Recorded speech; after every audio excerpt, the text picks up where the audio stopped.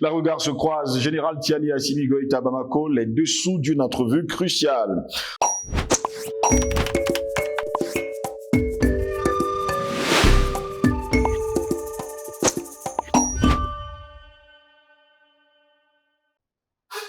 Mesdames, Messieurs, bonjour, très heureux de vous retrouver sur Panafricaniste TV, la chaîne de télévision des panafricanistes, votre chaîne de télévision qui vous abonne vers de l'information. Bienvenue à toutes et à tous à cette édition de Parole panafricaniste.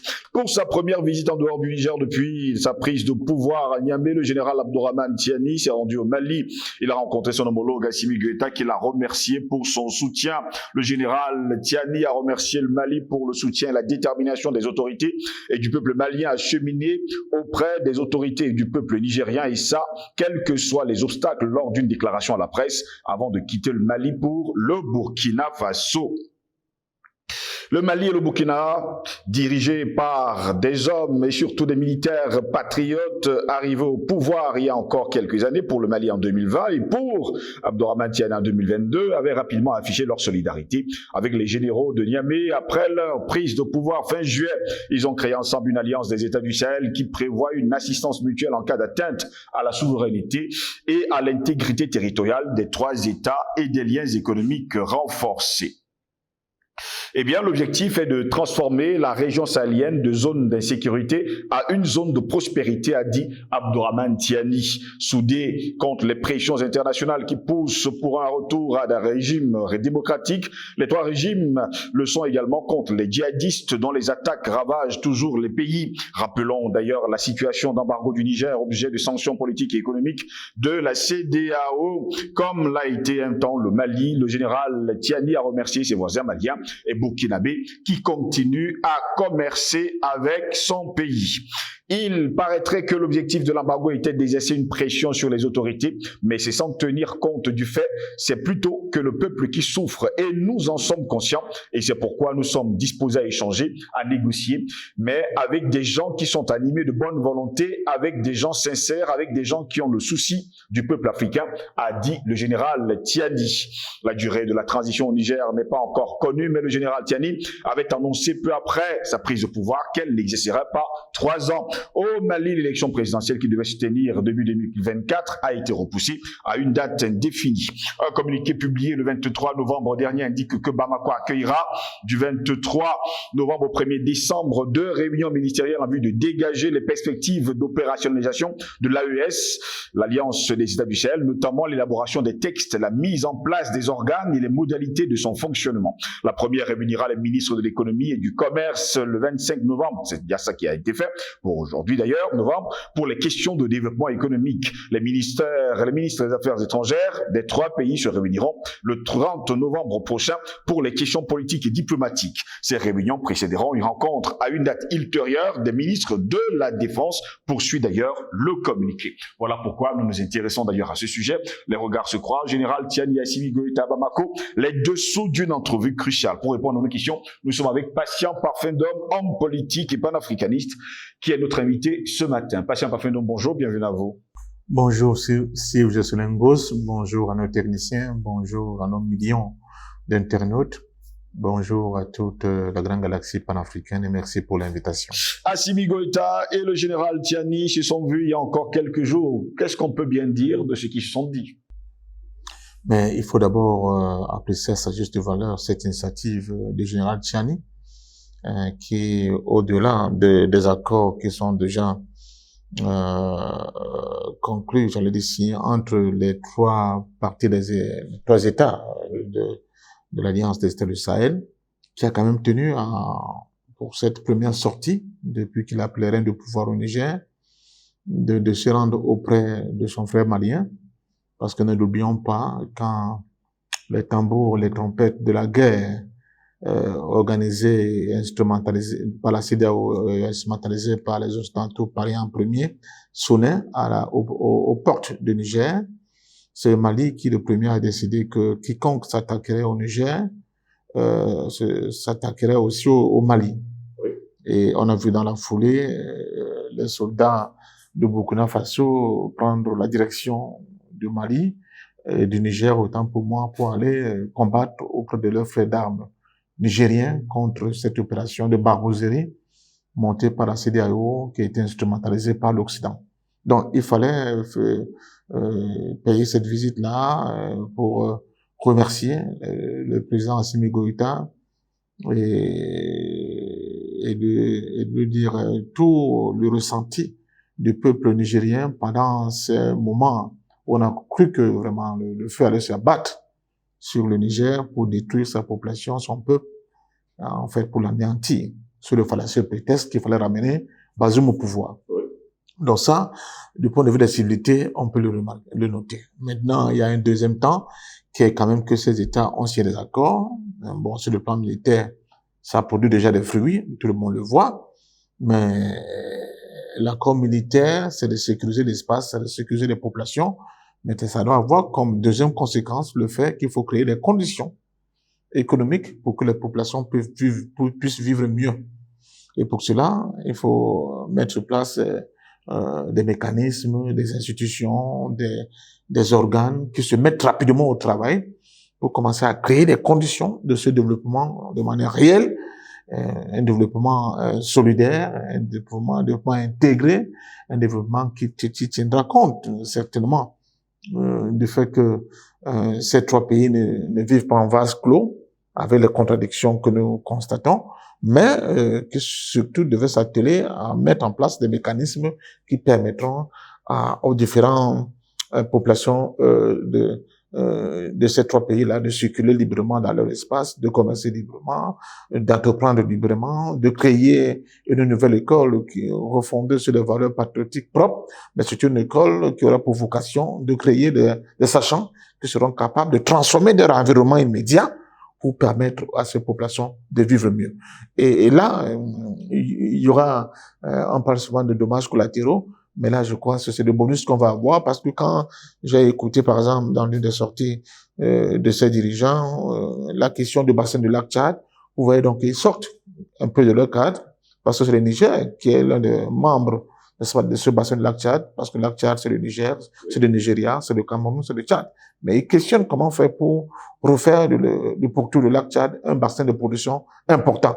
Donc, vous voyez comment ça déborde déjà, même au-delà d'espace des États de l'Alliance du Sahel, et comment on voit déjà une intégration un peu plus globale de l'Afrique pour permettre aux peuples qui sont dans des zones intégrées économiques et même sociales de vivre mieux. C'est ça, le panafricanisme qui se met progressivement en marche, qui se met progressivement en situation de créer la puissance dont nous avons besoin pour que nos peuples puissent s'en sortir, et évidemment, éminemment, sans compter de manière outrancière, comme c'est le cas aujourd'hui, avec la prétendue aide occidentale.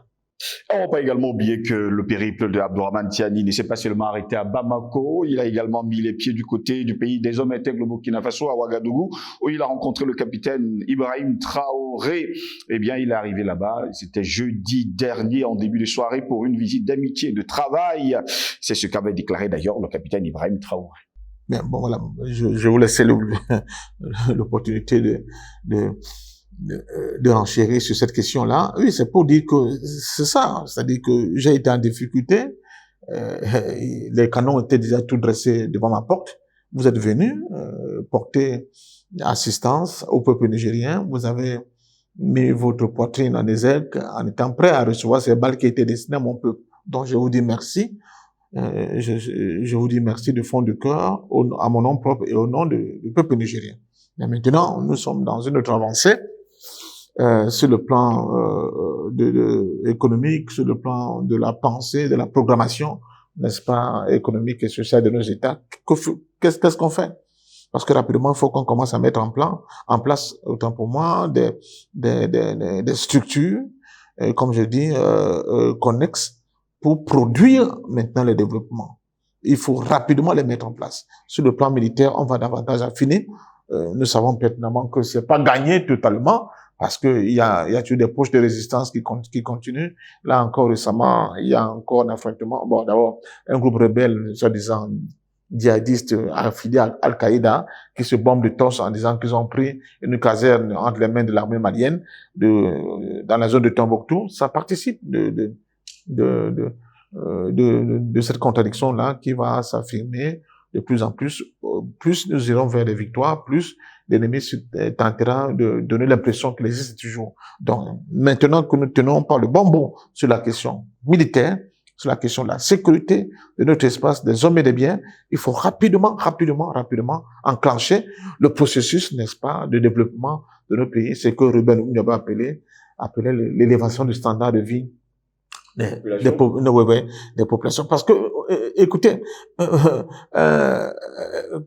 comme Mao Tse-tung l'a fait, la révolution chinoise a réussi parce que Mao a réussi à transformer un environnement qui était un environnement de misère, de famine, dans un environnement où chaque Chinois était capable d'avoir un bol de riz par jour. Il faut donner les conditions de vie décentes aux populations du Sahel et de ces 3 pays. Or, ils ont beaucoup de richesses qui peuvent leur permettre de faire ce saut qualitatif. Et d'ailleurs, certains commencent déjà. On a vu que l'une des décisions de la CEDEAO à travers le Nigeria de M. Tino Abubakar, Bola Tinubu autant pour moi, était de couper l'approvisionnement en électricité au Niger. Là, le Niger vient de déclencher le processus de son alimentation en énergie électrique par le biais des champs de photovoltaïque, n'est-ce pas? Donc, ça montre que c'est des réponses.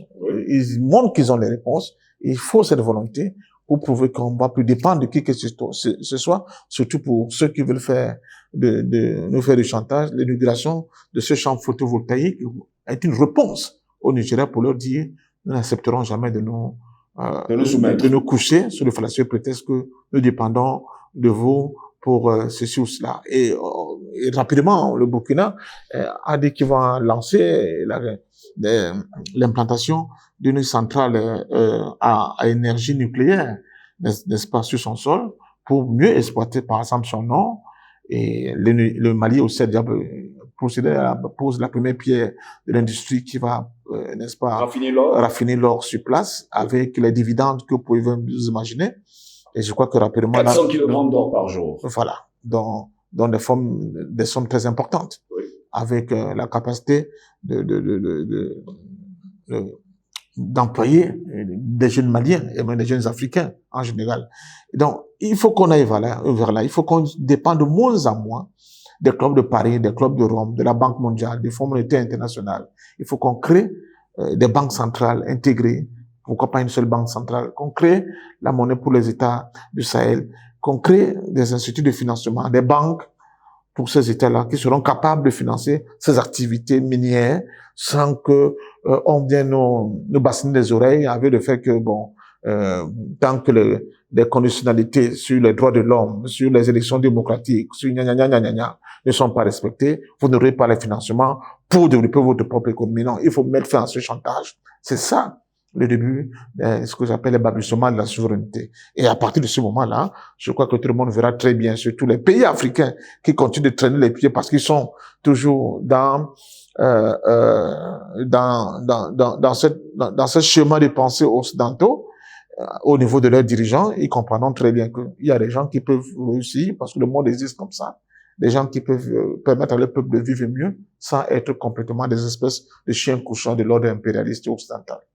Justement, les chefs d'État de l'Alliance des États du Sahel ont 2 problématiques. Ils parlent de sécurité et surtout de diplomatie. Peut-on imaginer aujourd'hui que cette alliance du Sahel est en train de montrer la voie aux autres pays africains? Mais oui.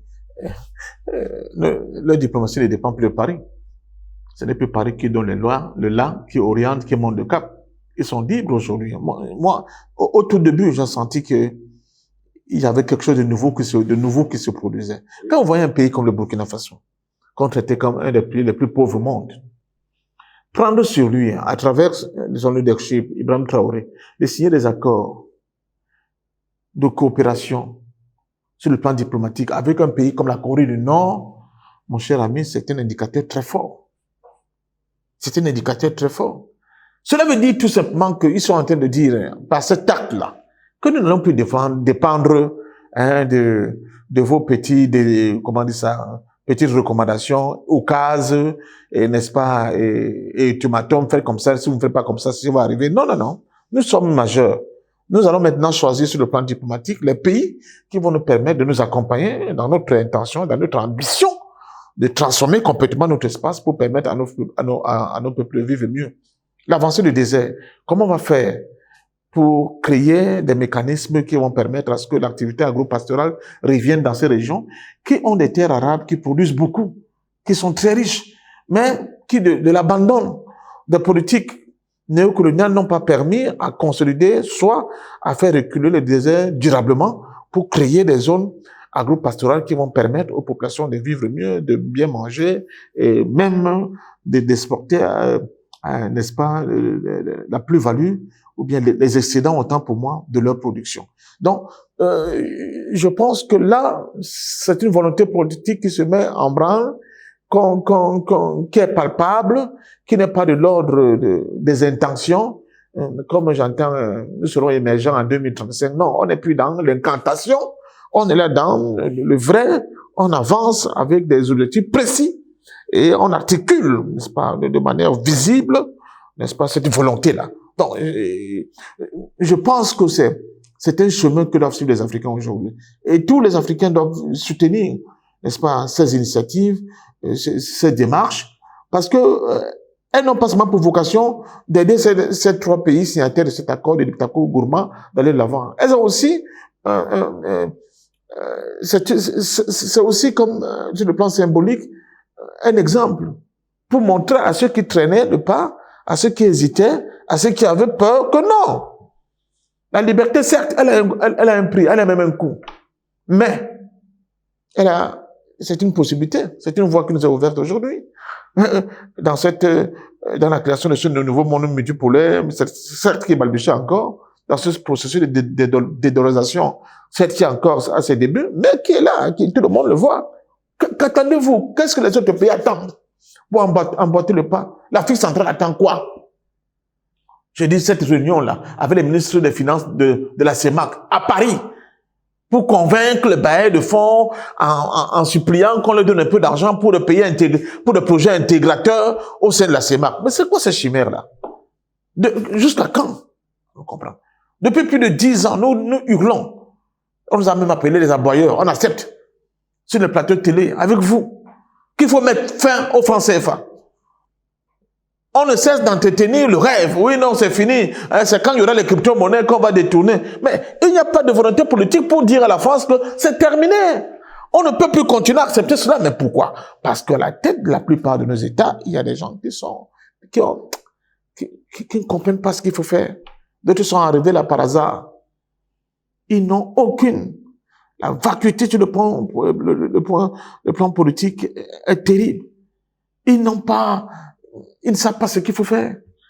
On les a mis là, on leur dit va à gauche, il va à gauche, va à droite, il va à droite. Ils pensent que c'est la magie. Donc, si vous n'avez pas des gens qui, dès le début, ont décidé de lutter pour transformer le quotidien de leurs concitoyens, vous ne pouvez rien faire. Alors vous me direz, les militaires, eux, ils ont fait comment? Moi, j'aime à le dire. Les militaires, au moins, eux, ils ont passé un contrat avec le drapeau national. Ils jurent fidélité au drapeau national. Vos autres grands fonctionnaires là, qui sont formés à l'école d'outre-mer, à la Sorbonne, là, à MIT, à Harvard, les grands économistes qui ont transformé l'économie du Japon, eux, ils ont juré, ils ont bu le caddie devant quoi? Quoi? Leur cool, c'était quoi? C'était rien du tout. Leur cool, ce sont les ordres ésotériques, la franc-maçonnerie et la Rose-Croix, qui leur donnent souvent les ordres. Alors, comment vous pouvez développer un pays avec des gens pareils? Comment vous pouvez même avoir les gens pareils qui quand ils dorment, ils font des cauchemars parce qu'ils savent que le pays est en difficulté. Les pays sont dans la misère et il faut qu'ils sortent de là rapidement. Ce n'est pas leur problème. Le problème après, c'est de prendre l'argent, aller acheter des maisons, des domaines à mer faire sur la côte d'Azur, aller organiser des anniversaires, n'est-ce pas, à Nice, au Negresco, une nuitée d'anniversaire où les gens font la bamboula, ils dansent, ils mangent 3 milliards. Il y a une première dame quelque part dans un pays voisin, suivez mon regard, elle sait de quoi je parle, pour fêter ses 70 ans. Mais c'est quoi ça? C'est quoi? Donc je pense sincèrement que le temps est venu, pour les Africains que nous sommes, d'encourager toutes les initiatives qui vont dans le sens de nous débarrasser, de nous libérer de ces chaînes-là. Les chaînes sont physiques, elles sont aussi mentales. Et le monde est grand. Le monde est ouvert. Nous sommes libres de tisser les relations, de scier les accords avec tout pays Je dis bien tout pays, sans exclusif, ou bien sans exclure qui que ce soit, qui pourrait nous aider pour un moment donné à faire des pas caritatifs dans des domaines bien précis. L'agriculture. Comment tu peux expliquer à une gosse qu'une bonne partie, une frange non négligeable des peuples africains aujourd'hui se nourrissent encore de l'aide de la communauté internationale? Les programmes alimentaires mondiaux sont là. Ils gonflent parce qu'ils nourrissent nos populations. Comment est-ce possible? Avec tout ce que nous avons comme possibilité, avec tout ce que nous avons comme terre bénie de Dieu. Comment est-ce possible qu'aujourd'hui encore, même nos programmes scolaires, même ce qu'on appelle le matériel didactique, ça vient encore de l'extérieur. C'est conçu là-bas. C'est fabriqué là-bas. Les groupes Atier, ils se sont fait un fric fou. Toutes ces éditions. Je veux dire des trucs basiques. Le cube-dent, gosse. Nous en sommes encore là. Alors, les gens qui mettent des vestes et des cravates, ils mettent des 3 pièces, hein, avec avec les armoiries anglaises souvent. Ils oublient même qu'ils sont de nationalité africaine. Ils mettent des armoiries anglaises à la place, n'est-ce pas, de leur propre. Bon, ils dirigent nos pays. Ils dirigent quoi?